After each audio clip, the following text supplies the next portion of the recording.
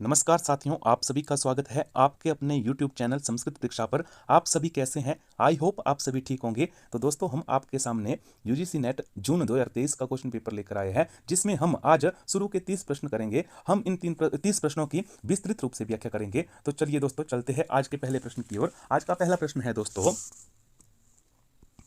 वाह्यार्थ अनुमेयवादी कह। यहाँ पे पूछा दोस्तों कि वाह्यार्थ अनुमेयवादी कौन है? बौद्ध। तो दोस्तों, यह प्रश्न सर्वप्रथम हमारे को ऐसा पता होना चाहिए कि यह प्रश्न किस टॉपिक से पूछा गया है। तो दोस्तों, यह प्रश्न बौद्ध दर्शन से पूछा गया है। बौद्ध दर्शन के जो रचयिता है वह महात्मा बुद्ध है। बौद्ध के इनको ये जो 4 प्रस्थान बताए दोस्तों, सैद्धांतिक, वैभाषिक, योगाचार और माध्यमिक। तो यह दोस्तों बौद्धों के 4 प्रस्थान है। इनको भावना चतुष्टय भी कहते हैं। तो दोस्तों, यहाँ पे पूछा है कि वाह्यार्थ अनुमेयवादी कह।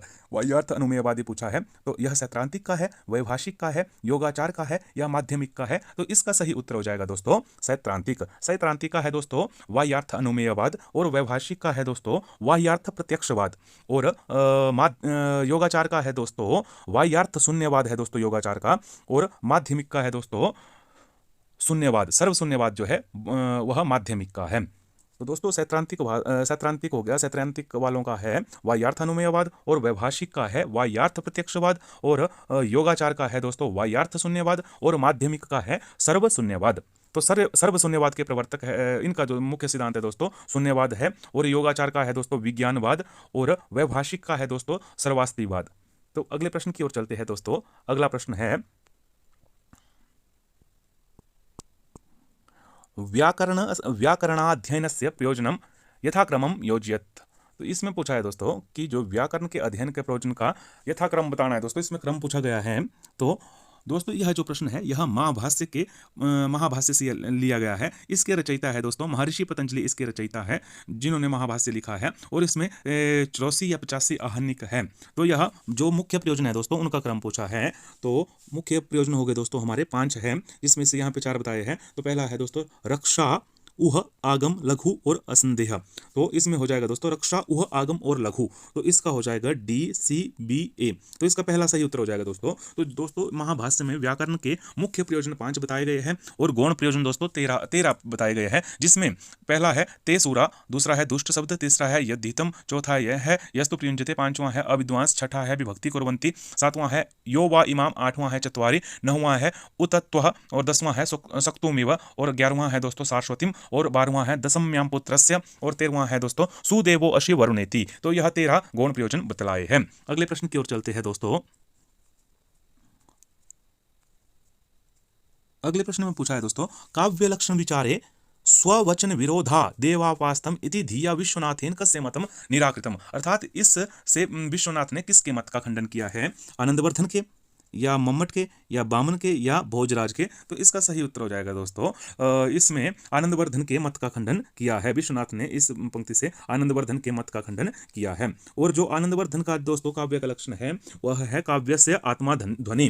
काव्य की आत्मा को ध्वनि कौन मानते हैं? तो वह मानते हैं आनंदवर्धन। और मम्मट ने काव्य का लक्षण बताया दोस्तों, तद अदोषौ शब्दार्थौ सगुण वलंकृति पुनः क्वापी। यह किसने कहा है दोस्तों? यह कहा है मम्मट ने। और बामन जी ने कहा है, इन्होंने रीति को काव्य की आत्मा बतलाया है। रीतिर आत्मा काव्यस्य, यह लक्षण दिया है दोस्तों इन्होंने। और भोजराज जी ने लक्षण दिया है अदोषम गुणवत काव्यम अलंकारैरलंकृतम, यह भोज जी ने लक्षण दिया है। तो इसका सही उत्तर हो जाएगा दोस्तों ए, इसका सही उत्तर हो जाएगा। अगले प्रश्न में चलते हैं दोस्तों। अगले प्रश्न में दोस्तों पूछा है, अद्वैत वेदांत मते अज्ञानम अस्ति। तो दोस्तों, यह प्रश्न हमारे वेदांत सार से पूछा गया है, और वेदांत सार के रचयिता जो है, वेदांत सार के रचयिता दोस्तों सदानंद योगींद्र जी है। इसमें अज्ञान के स्वरूप के बारे में पूछा है दोस्तों। तो अज्ञान का स्वरूप कैसा है दोस्तों? अज्ञान का स्वरूप पूछा है इसमें। तो अज्ञान का स्वरूपम भाव रूपम है, या अभाव रूपम है, या त्रिगुणात्मक है, या चिदात्मक है? तो इसमें पूछा है कि अज्ञान का स्वरूप कौन सा है।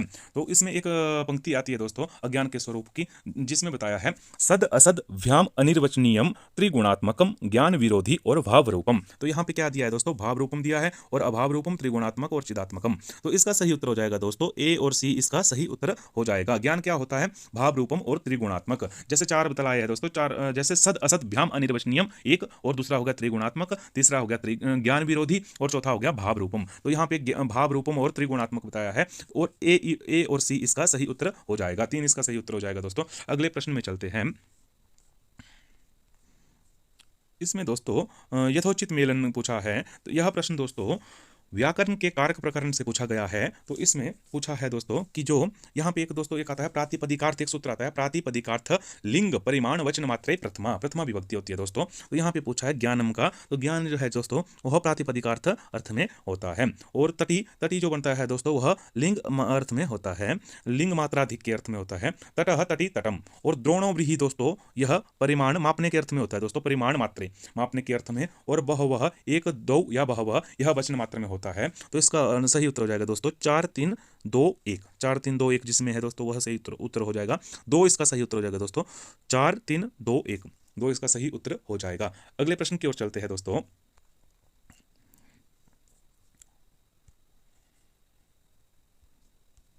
इसमें बताया है दोस्तों न ही रसादृते कश्चिद अर्थ प्रवर्तते इति कस्मिन् ग्रंथे मूलतः प्राप्यते।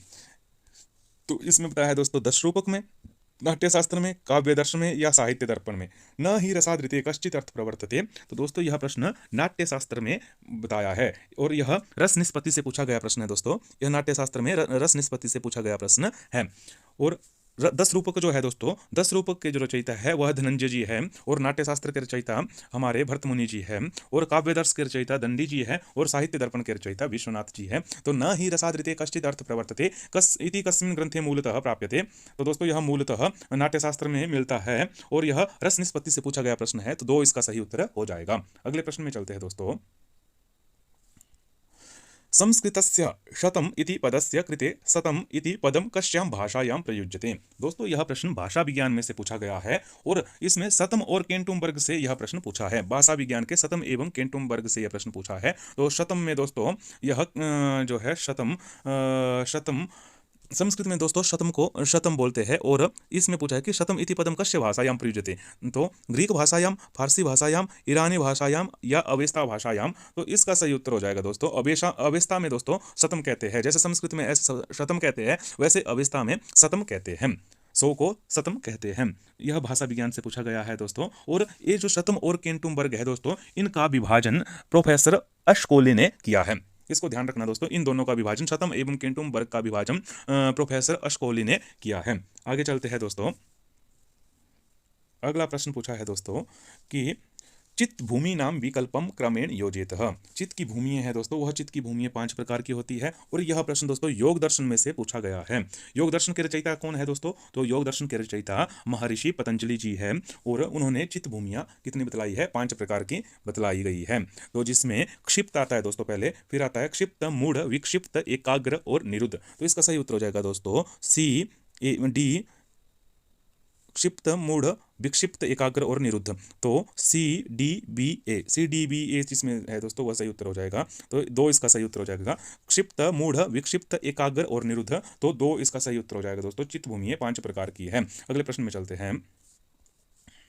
अगले प्रश्न में बताया है दोस्तों कि कालक्रमानुसारम निम्नलिखित ग्रंथानाम क्रम चिनुतः।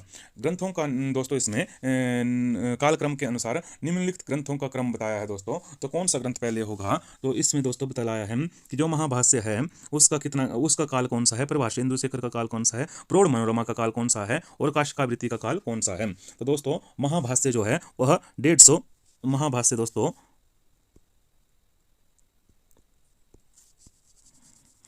महाभाष्य दोस्तों 150 ईसा पूर्व 150 ईस्वी है महाभाष्य दोस्तों। और परिभाषेंदु शेखर जो है दोस्तों यह 1700 ईस्वी है। और प्रौढ़ मनोरमा जो है दोस्तों, प्रौढ़ मनोरमा का समय 1450 ईस्वी है। और काशिकावृत्ति जो है दोस्तों इसका समय 660 ईस्वी है। तो इसका सही उत्तर हो जाएगा दोस्तों, सबसे पहले ए आ जाएगा, ए के बाद दोस्तों डी के बाद दोस्तों सी, और सी के बाद बी, ADCB। तो 3 इसका सही उत्तर हो जाएगा दोस्तों। और महाभाष्य जो कृति है दोस्तों यह पतंजलि जी की है। और प्रौढ़ मनोरमा जो है दोस्तों यह नागेश भट्ट जी की रचना है। और प्रौढ़ मनोरमा जो है दोस्तों परिभाषेंदु शेखर जो है दोस्तों यह नागेश भट्ट जी की रचना है। और प्रौढ़ मनोरमा जो है दोस्तों यह भट्टोजी दीक्षित जी की रचना है। और काशिकावृत्ति जो है दोस्तों यह बामन जयादित्य जी की रचना है। अगले प्रश्न में चलते हैं दोस्तों। ऋग्वेद प्रतिशाख्यानुसारेण रक्त संज्ञा कस्य भवति। ऋग्वेद प्रतिशाख्य के अनुसार रक्त संज्ञा किसकी होती है? यकार की होती है या मकार की होती है, चकार की होती है या दकार की होती है? तो दोस्तों यह ऋग प्रतिशाख्य शास्त्र से पूछा गया प्रश्न है। ऋग प्रतिशाख्य का रचयिता जो है दोस्तों वह महर्षि शौनक जी हैं और इसमें 18 पटल है। ऋग्वेद प्रतिशाख्य में 18 पटल है। इसको पार्षद या परिषद सूत्र भी कहते हैं। तो दोस्तों रक्त संज्ञा जो होती है वह होती है स्पर्श संज्ञ को अनुनासिक। जो अनुनासिक वर्ण होते हैं उनकी क्या होती है? परस्पर स्पर्श संज्ञा होती है, अनुनासिक संज्ञा होती है दोस्तों, या रक्त संज्ञा होती है। तो इसमें जो अनुनासिक वर्ण आते हैं दोस्तों हमारे, वो आते हैं ङ, ञ, अण, न और म। तो इसमें सही उत्तर हो जाएगा दोस्तों मकार, इसमें सही उत्तर हो जाएगा। यह अनुनासिक वर्णों के अंतर्गत आता है, तो मकार की रक्त संज्ञा हो जाएगी। तो 2 इसका सही उत्तर हो जाएगा। अगले प्रश्न में चलते हैं दोस्तों। विश्वनाथानुसारम गुणीभूत व्यंग्यस्य कति भेदा सन्ति। विश्वनाथ जी के अनुसार गुणीभूत व्यंग्य के कितने भेद हैं? 8 भेद है, 8 भेद है या 3 भेद है या 2 भेद है या 4 भेद है? तो यह दोस्तों साहित्य दर्पण से पूछा गया प्रश्न है। तो विश्वनाथ जी ने जो गुणीभूत व्यंग्य के 8 भेद बतलाए हैं, जिसमें इतरांग व्यंग्य, काक्वाक्षिप्त व्यंग्य, वाच्य सिद्धि व्यंग्य, स्निग्ध प्राधान्य व्यंग्य, तुल्य प्राधान्य व्यंग्य, अस्फुट व्यंग्य, अगूढ़ व्यंग्य और असुंदर व्यंग्य, यह दोस्तों 8 प्रकार के गुणीभूत व्यंग्य के भेद बतलाए हैं। अगले प्रश्न में चलते हैं दोस्तों। अगला प्रश्न है संस्कृत नाटकेषु एतौ विदूषको स्तः। संस्कृत नाटकों में से कौन से यहाँ पे विदूषक बतलाए हैं दोस्तों? माधव, मैत्रेय, माधव्य या माधव्य या चंद्रावीर। तो दोस्तों इसमें जो सही उत्तर हो जाएगा दोस्तों उसमें हो जाएगा आपका मैत्रेय और माधव्य। वी और सी इसका सही उत्तर हो जाएगा दोस्तों। इसमें माधव और चंद्रावीर किसी भी नाटक के विदूषक नहीं है। माधव्य या माधव्य है दोस्तों यह अभिज्ञान शाकुंतलम का विदूषक है, और मैत्रेय जो है दोस्तों यह मृच्छकटिकम का विदूषक है। तो माधव्य या माधव्य दोस्तों यह अभिज्ञान शाकुंतलम का विदूषक है, और अभिज्ञान शाकुंतलम में दोस्तों 7 अंक है। यह कालिदास द्वारा रचित है। और मैत्रेय जो है दोस्तों यह मृच्छकटिकम का विदूषक है। इसमें दोस्तों 10 अंक है, इसको प्रकरण ग्रंथ भी कहते हैं। और इसमें इसका रचनाकार दोस्तों शूद्रक है। शूद्र इसके प्रणेता माने जाते हैं। अगले प्रश्न की ओर चलते हैं। इसका सही उत्तर हो जाएगा दोस्तों ए, इसका सही उत्तर हो जाएगा बी और सी। अगले प्रश्न में चलते हैं दोस्तों।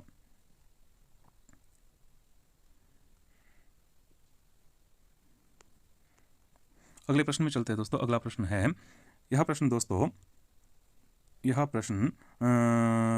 अर्थ संग्रह से पूछा गया है। और अर्थ संग्रह के रचयिता कौन है दोस्तों? तो अर्थ संग्रह के रचयिता लोगाक्षी भास्कर जी है। इनकी एक रचना और मिलती है, उसका नाम है तर्क कौमुदी। तो इसमें पूछा है अधोलिखित कथन द्वयम आश्रित्य समुचितम उत्तरम चिनोतः। तो इसमें अभिकथन दिया है दोस्तों व्रीहीन अवहंति इत्यत्र प्रयोग विधिर अस्ति। अभिकथन दिया है दोस्तों, कारण दिया है जिसमें इसमें बताया है कि दधना जोहोति इत्यत्र विनियोग विधिर अस्ति। तो उपयुक्त कथनस्य अलोके अधोलिखितेषु विकल्पेषु समुचितम उत्तरम चिनोतः। इसमें जो सही उत्तर है वो पूछा है दोस्तों। तो इसमें दोस्तों व्रीहीन अवहंति जो है, यह दोस्तों जो व्रीहीन अवहंति है यह नियम विधि का आता है। अधोलिखितम कथनम द्वयम आश्रित्य समुचितम उत्तरम चिनोतः। अभिकथन पूछा है दोस्तों व्रीहीन अवहंति इत्यत्र प्रयोग विधिर अस्ति। अभिकथनम दूसरा पूछा है दोस्तों दध्ना जुहोति इत्यत्र विनियोग विधिर अस्ति। उपयुक्त कथनस्य लोके अधोलिखितेषु विकल्पेषु समुचितम उत्तरम चिनोतः। तो व्रीहीन अवहंति दोस्तों यह प्रयोग विधि का उदाहरण नहीं है, यह दोस्तों नियम विधि का उदाहरण है। और दध्ना जुहोति दोस्तों यह विनियोग विधि का ही उदाहरण है, और प्रयोग विधि का उदाहरण है। वैसे दोस्तों प्रयोग विधि का उदाहरण जो है वह है प्रयोग प्राशुभाव बोधको विधि प्रयोग विधि या अंगा नाम क्रम बोधको विधि प्रयोग विधि। तो इसमें दोस्तों सही उत्तर हो जाएगा 4। इसमें सही उत्तर हो जाएगा दोस्तों 4 नंबर इसमें सही हो जाएगा। इसमें कहा है ए असत्यम किंतु द्वितीय कथनम सत्यम अस्ति। तो 4 इसका सही उत्तर हो जाएगा। अगले प्रश्न में चलते हैं।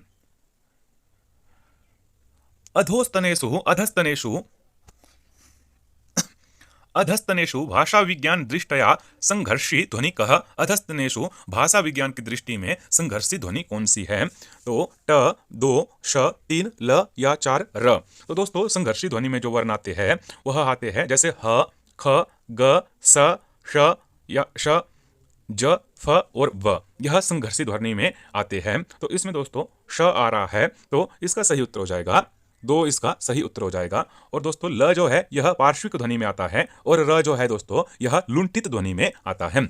अगले प्रश्न की ओर चलते हैं दोस्तों। अधस्तनेषु रामायणाश्रिते महाकाव्यस्तः। दोस्तों इसमें रामायण से आश्रित जो है महाकाव्य कौन कौन से हैं? सेतुबंध, किरातार्जुनीयम, भट्टी काव्यम, नैषधीय चरित, तो इसका सही उत्तर होगा दोस्तों सेतुबंध जो है दोस्तों यह रामायण आश्रित महाकाव्य है।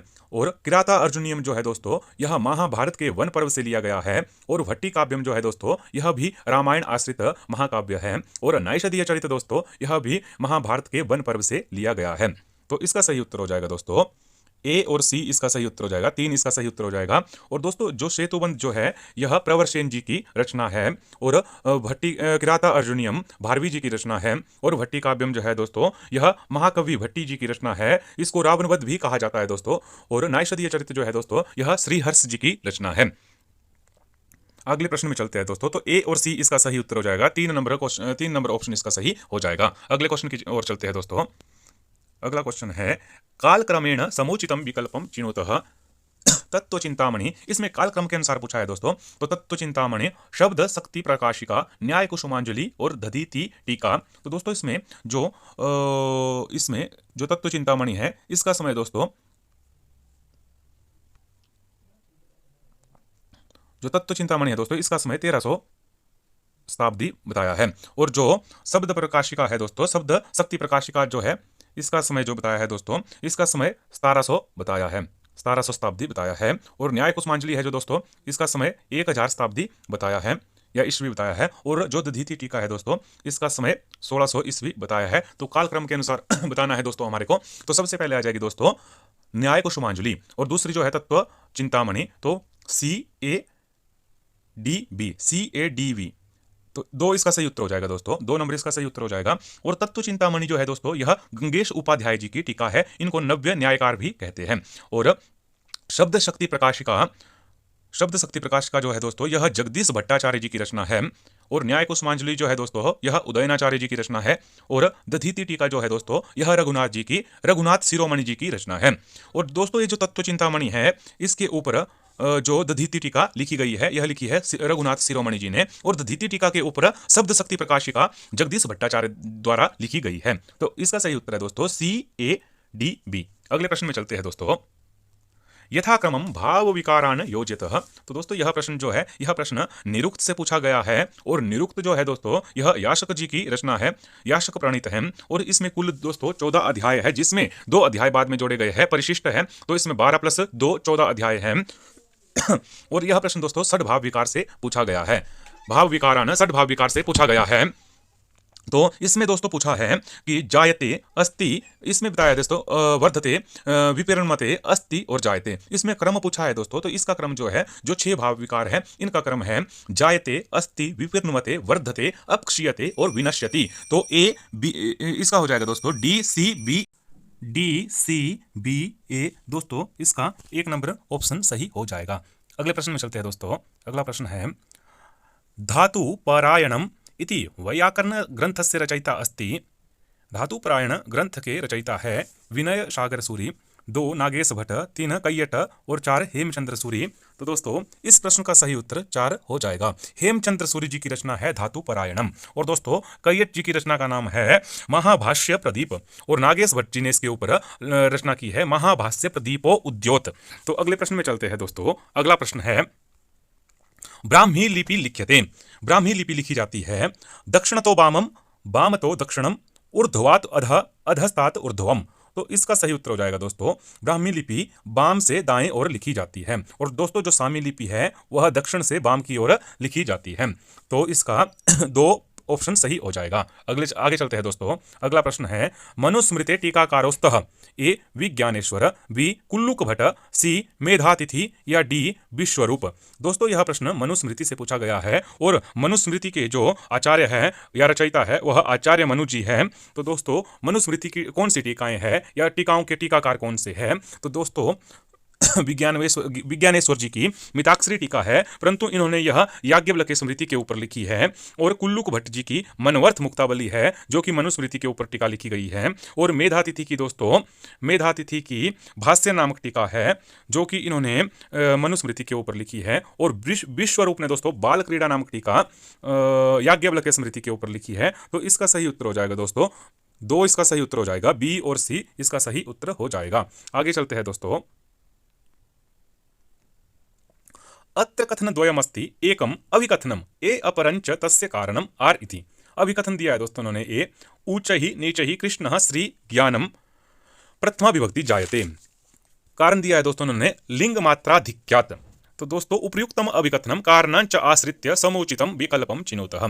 अभिकथनम में कहा है दोस्तों ने उभयम सत्यम किंतु कारणम। दोस्तों ऊंचई नीचई कृष्णः श्री ज्ञानम इत्यत्र इसमें प्रथमा विभक्ति होती है, पर इसमें प्रातिपदिक अर्थ में प्रथमा विभक्ति होती है। इनमें प्रातिपदिक अर्थ में प्रथमा विभक्ति होती है और लिंग मात्रा अधिक्यात में नहीं होती है।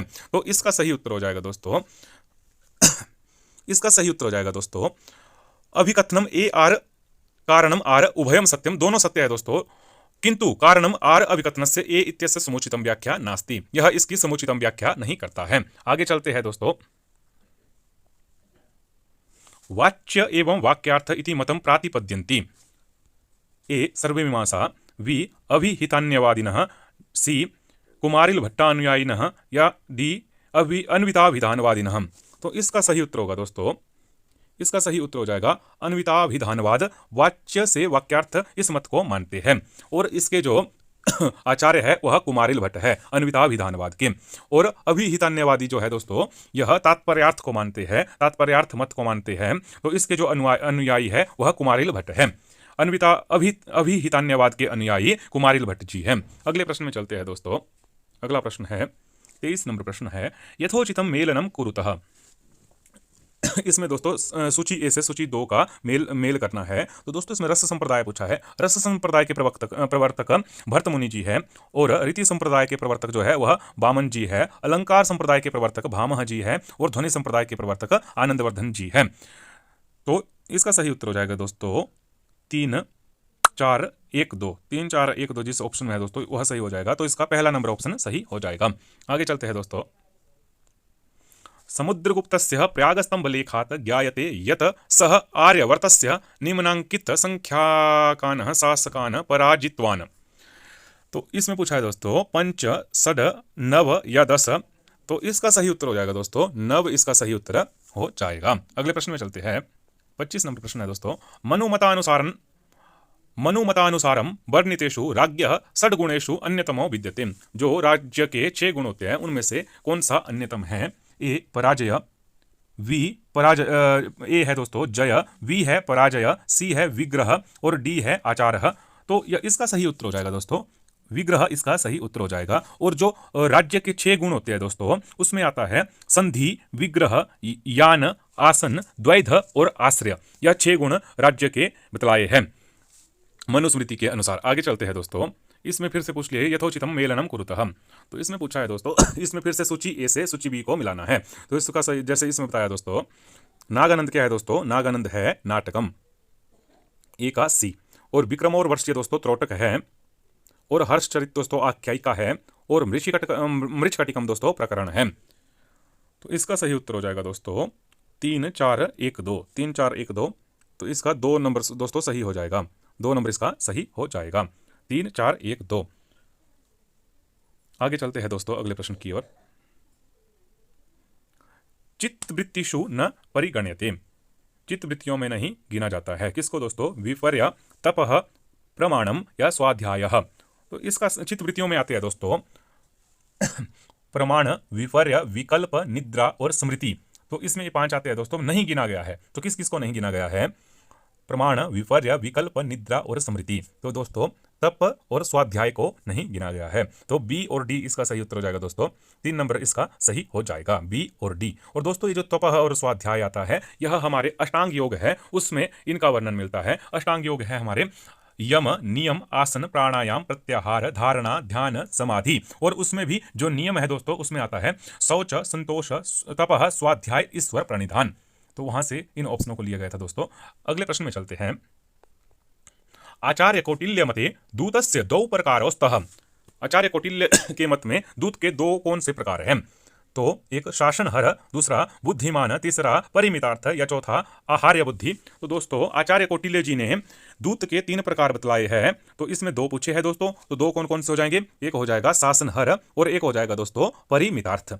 ए और सी इसका सही उत्तर हो जाएगा दोस्तों। और आचार्य कौटिल्य जी ने तीसरा किसको बताया है, तीसरा प्रकार कौन सा बताया है, तो दोस्तों वह है निसृष्टार्थ। तीन प्रकार के बताए हैं, निसृष्टार्थ, शासनहर और परिमितार्थ। जो दोस्तों निसृष्टार्थ होता है, जो निसृष्टार्थ दूत है दोस्तों, वह उत्तम कोटि का दूत माना जाता है, और जो शासनहर है दोस्तों, यह मध्यम कोटि का माना जाता है, और जो परिमितार्थ दूत है दोस्तों, यह अधम कोटि का दूत माना जाता है। आगे चलते हैं दोस्तों।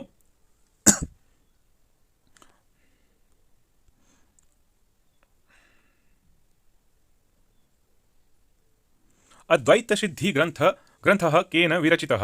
अद्वैत सिद्धि ग्रंथ किसका है दोस्तों, किसकी रचना है, किसके द्वारा विरचित है?